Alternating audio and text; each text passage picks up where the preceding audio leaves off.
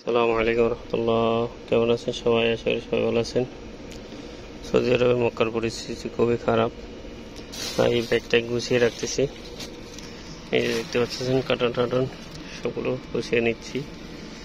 কখন কি হয় বলা যায় না, একের পর এক নতুন আইন কানুন চালু হচ্ছে। তো যদিও কোনো অঘটন ঘটে তাহলে অন্তত আমার সামানগুলো গুছানো থাকবে, কেউ না কেউ এসে এখান থেকে নিয়ে যেতে পারবে, সে কারণে গুছিয়ে রাখতেছি। তো এখান থেকে হয়তো আজকে অন্য কোথাও চলে যাব, কারণ এখানে খুবই সমস্যা। আমার এই একটু সামান ছিল, কারণ আমি পটের মধ্যে একসময় টাকা রাখতাম। এই যে দেখেন এখানে যে টাকা ছিল এগুলো আমি নিজেও জানতাম না, মার্শাল্লাহ অনেকগুলো টাকা।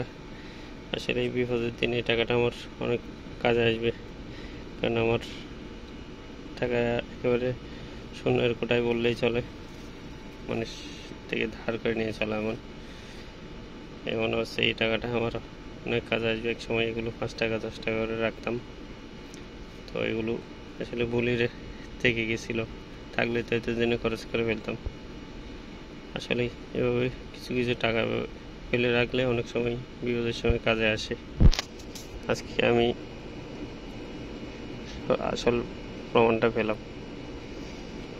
দেখ, দোয়া করবেন সবাই যারা মক্কা প্রবাসী আছে তাদের জন্য।